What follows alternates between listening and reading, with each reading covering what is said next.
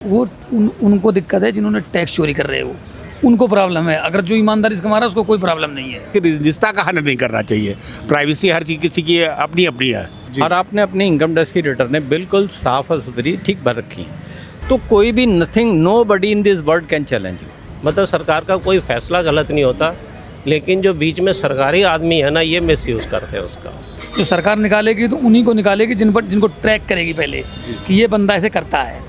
Privacy है, private space है, उसमें सरकार घुस रही है, झांक कर देख। यदि किसी के प्राइवेट बातें हैं तो उस पर गवर्नमेंट को ध्यान रखना चाहिए कि गवर्नमेंट उस पर इंटरफेयर ना करे। वो ये चीज़ ठीक नहीं है।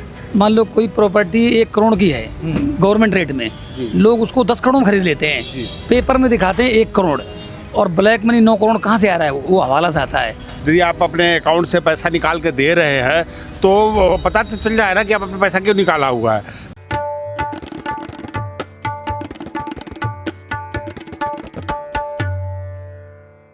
कैश, अब कैश पर सवाल होंगे। इनकम टैक्स विभाग आपसे पूछताछ करेगा अगर आपने पूरे साल के दरमियान, फाइनेंशियल ईयर के दरमियान, वित्त वर्ष के दरमियान अगर आपने 10 लाख रुपए या उससे ज़्यादा का कैश अपने सेविंग्स अकाउंट में जमा करवाया है। अगर आपने 10 लाख या उससे ज़्यादा के अमाउंट के पूरे साल भर में फाइनेंशियल ईयर के दौरान बॉन्ड्स, म्यूचुअल फंड्स या फिर शेयर में इन्वेस्ट किया है, शेयर ख़रीदे हैं, या फिर अगर आप हर महीने कैश में अपने क्रेडिट कार्ड बिल का भुगतान करते हैं 1 लाख रुपए से ज़्यादा का, तो इनकम टैक्स विभाग आपसे पूछताछ कर सकता है। वो जान सकता है कि आपके पास इतना रुपया आया कहाँ से। साथ ही सवाल ये भी उठाए जा रहे हैं कि जांच के दौरान इनकम टैक्स विभाग आपके जो प्राइवेट स्पेस हैं, आपका जो सोशल मीडिया अकाउंट्स है, जैसे व्हाट्सएप हो गया, इंस्टाग्राम और भी तमाम तरह के social media accounts, email, SMS, उन्हें खंगाल सकता है कानूनी तौर पर जांच के लिए। तो ऐसे में लोगों ने इसे बताया कि ये उनकी निजता का हनन है, उनकी राइट टू प्राइवेसी का हनन है। तो हम लोगों से जानने निकले कि वो ये फ़ैसला, सरकार का ये फ़ैसला किस हद तक सही है, इस पर उनका क्या कहना है। तो चलिए लोगों से बात करते हैं। कैश पेमेंट पे, कैश जमा करने के बाद जो पूछताछ वाला फ़ैसला है, किस हद तक सही है? देखो, वैसे तो सरकार जो करती तो अच्छे के लिए है जी। 2 नंबर का रोकने के लिए और सब इसके लिए है। मतलब सरकार का कोई फैसला गलत नहीं होता, लेकिन जो बीच में सरकारी आदमी है ना, ये मिसयूज़ करते हैं उसका। उनका आज तक वैसे कोई फैसला, वैसे उन्होंने जो भी लिया डिसीजन कोई गलत नहीं हुआ। ये सारी सरकारों के लिए बोल रहे हैं या फिर नहीं, मौजूदा सरकार के लिए? मोदी सरकार के लिए बोलो। इनके जितने डिसीजन इनके हुए सब हुए पब्लिक फेवर में है, लेकिन उसका कई लोग मिसयूज़ कर लेते हैं। जी। अब हमारा तो इतना कैश वैश जमा करने का है नहीं, हम तो सीनियर सिटीजन है, रिटायर्ड आदमी है जी। लेकिन अगर हमें इस चीज़ से वैसे कोई फ़र्क नहीं पड़ता, मेरे को अपने को पर्सनली फ़र्क अंकल, लेकिन लोगों को तकलीफ़ होगी जिनको इनकम टैक्स वाले इसका नाजायज़ फ़ायदा उठाएंगे, डराएंगे भी। अगर किसी ने गलती से करा दिया तो डराएंगे। आ जाओ पाजी, ये वकील है, लो जीएसटी के, इनसे लो ना राय आप। सर, अभी सरकार ने फैसला लिया है कि अगर आप अपने सेविंग्स अकाउंट में 10 लाख या उससे ज़्यादा का कैश जमा करते हैं, म्यूचुअल फंड्स, बॉन्ड्स, शेयर्स में अगर आप 10 लाख या उससे ज़्यादा का कैश पेमेंट करते हैं, बॉन्ड्स खरीदते हैं कैश में, या फिर अगर कोई इंसान हर महीने 1 लाख रुपए कैश में क्रेडिट कार्ड का बिल पे कर रहा है, तो इसमें बैंक जो है ये जानकारी इनकम टैक्स विभाग को भेजेगा और इनकम टैक्स विभाग आपसे पूछताछ कर सकता है। ये किस हद तक फैसला ये सही है? बिल्कुल ठीक है। देखिए, ऐसा है कि अपना परिचय दे दीजिए एक बार। मैं एडवोकेट हूँ, विनोद सब्बरवाल नाम है मेरा। एक्चुअली क्या है कि जो सरकार ने कुछ नियम बनाए हुए हैं कि इनको पैरामीटर्स अगर कोई आदमी क्रॉस करता है तो उसका केस स्क्रूटनी के अंदर आ जाएगा। मतलब government will has a right to check up that कि whether he is filing the returns in accordance with this income और नॉट। ये पूरा अधिकार है सरकार के पास, बिकॉज द रेवेन्यू, सरकार को एक टैक्स लेना है और टैक्स की इम्प्लीकेशंस हैं। इनकम टैक्स एक्ट है हमारा, पूरा एक्ट के मुताबिक जो पैरामीटर्स उसने दिए हैं गवर्नमेंट ने, बिल्कुल ठीक पैरामीटर्स हैं। We have to oblige it, क्योंकि अगर आदमी 1 लाख रुपए कैश जमा, 10 लाख रुपए कैश जमा कराता है बैंक में, या 1 लाख रुपए क्रेडिट कार्ड का बिल देता है या म्यूचुअल फंड पर देता है, तो उसकी इनकम जो है ना, क्योंकि keeping in view of this house hold expenses, उसका सोशल स्टेटस देखते हुए तो उसकी इनकम जो है वो कितनी बनती है। अगर वो इनकी अपनी इनकम एपुरेट दिखाता है तो कोई प्रॉब्लम ही नहीं है, कोई सरकार कुछ नहीं कहने वाली।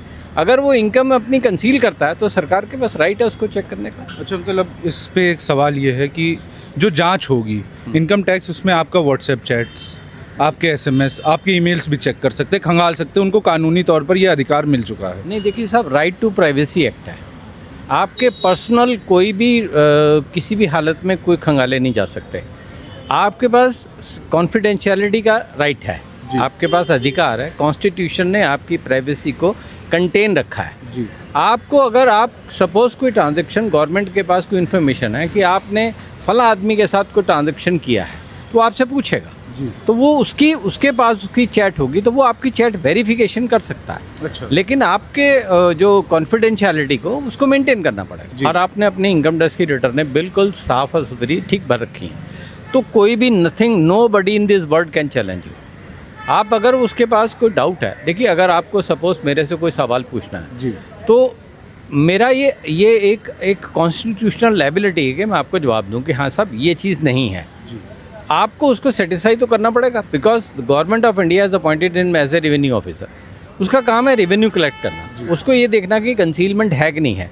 अगर कंसीलमेंट नहीं है तो he will not touch you. Sir, अभी सरकार नियम लाई है कि अगर आप अपने सेविंग्स अकाउंट में साल भर में 10 लाख रुपए या उससे ज़्यादा का कैश जमा करते हैं, कैश में जमा करते हैं, या फिर म्यूचुअल फंड्स या शेयर में या बॉन्ड्स खरीदते हैं 10 लाख रुपए से ज़्यादा के, और क्रेडिट कार्ड का अगर आप जो बिल है भुगतान करते हैं हर महीने 1 लाख रुपए उससे ज़्यादा में कैश में, तो सरकार आपसे, इनकम टैक्स विभाग आपसे पूछताछ कर सकता है, आपके आय स्रोत जान सकता है, जानने के लिए बुला सकता है। तो ये इस फैसले को किस नज़रिए से देखते हैं, कितना सही है? सर मेरे हिसाब से तो सरकार का देखो कोई भी निर्णय ऐसा गलत तो होता नहीं है। वो सरकार जो निर्णय ले रही है वो इसलिए ले रही है कि एक तो ब्लैक मनी ट्रांजैक्शन को रोकने के लिए, क्योंकि लोग जो अधिकतर जो ब्लैक मनी ट्रांजैक्शन करते, चाहे रियल इस्टेट पे बोल दो चाहे कहीं भी बोल दो, वो ब्लैक मनी का ट्रांजैक्शन तो है। तो वो ब्लैक मनी का ट्रांजैक्शन रोकने के लिए ये ज़रूरी है कि सरकार सभी अकाउंटिंग के ऊपर देखिए कैश का क्या होता है, लेन देन क्या हो रहा है। यदि आप किसी को, यदि कॉर्पोरेट में भी है, यदि आप अपने अकाउंट से पैसा निकाल के दे रहे हैं तो पता तो चल जाए ना कि आप अपना पैसा क्यों निकाला हुआ है, कि किस लिए निकाला हुआ। क्योंकि यदि आप किसी को यदि बिजनेस प्रमोशन के लिए देते हैं, चाहे आप ब्राइब्स ही देते हैं, तो गवर्नमेंट को कैसा पता चलेगा कि आपने किसी की, तो बैंक तो ऐसे पूछती है कि भैया आप मेरे को लिखित दे दीजिए कि आप ये पैसा क्यों निकाल रहे हैं, 5 लाख रुपये क्यों निकाल रहे हैं, 7 लाख रुपये सैलरी के लिए निकाल रहे हैं कि किसी और को देने के निकाल रहे हैं, किसको देने के निकाल लिए।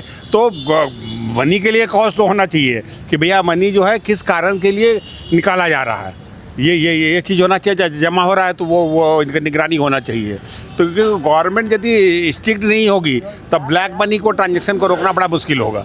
इसीलिए ब्लैक मनी का ट्रांजैक्शन रोकने के लिए निगरानी बहुत ज़रूरी है सर। ऐसे में लोग कह रहे हैं कि सरकार आपकी निजता का हनन कर रही है, आपकी जो प्राइवेट स्पेस है, आपका जो प्राइवेट स्पेस है उस पर कंट्रोल कर रही है, आपके जो पर्सनल लाइफ है, पर्सनल चीज़ें उनमें झांक रही हैं। क्योंकि एक नियम ये भी है, अभी आया है कि आपके व्हाट्सएप जो चैट्स हैं उनको खंगाल सकती है, आपके ईमेल्स खंगाल सकती है, आपके सोशल मीडिया अकाउंट्स खंगाल सकती है।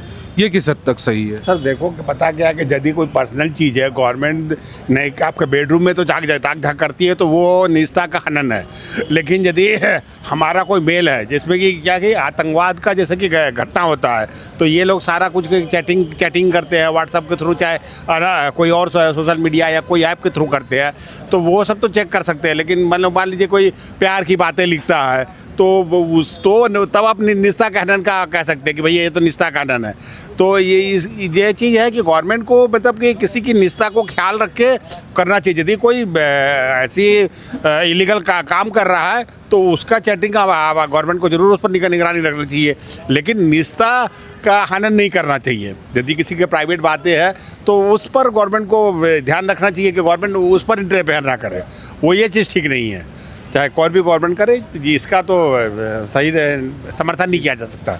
आप इस चीज़ के समर्थन में कि सरकार अगर आपके बैंक अकाउंट पे नज़र रख रही है वो ठीक है, लेकिन अगर वो आपके सोशल मीडिया अकाउंट खंगाल रही है जांच के नाम पर तो वो गलत है? हाँ, मेरे हिसाब से तो सर देखो, मैं तो बोला कि ब्लैक मनी ट्रांजैक्शन रोकने के लिए आप बैंक अकाउंट पर नज़र रख रहे हैं तो कोई इशू नहीं है, लेकिन आप सोशल मीडिया पर जो है जो किसी के प्राइवेसी को हनन ना करें।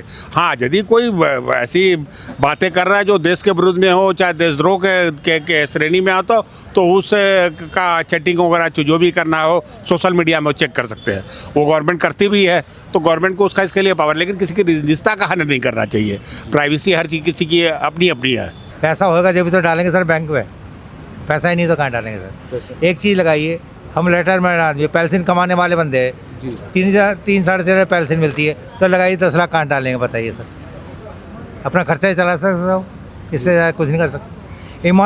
ईमानदारी का अपना कमाएंगे तो थोड़ा थोड़ा बैंक में डालेंगे सर, बेईमानी का डाल नहीं सकते हम, ईमानदारी करके ही खा सकते सर हम। सरकार ने अभी एक नए नियम लागू करे हैं कि अगर आप अब साल भर में 1 साल के दरमियान अगर अपने जो सेविंग्स अकाउंट है बैंक में, एक या कई अलग अलग भी सेविंग अकाउंट जो हैं, उनमें 10 लाख या उससे ज़्यादा की नकदी से पैसा जमा करते हैं, तो आपको इनकम टैक्स जांच के लिए बुला सकता है, पूछताछ कर सकता है कि आपने क्यों जमा करे, कहाँ से आया ये पैसे।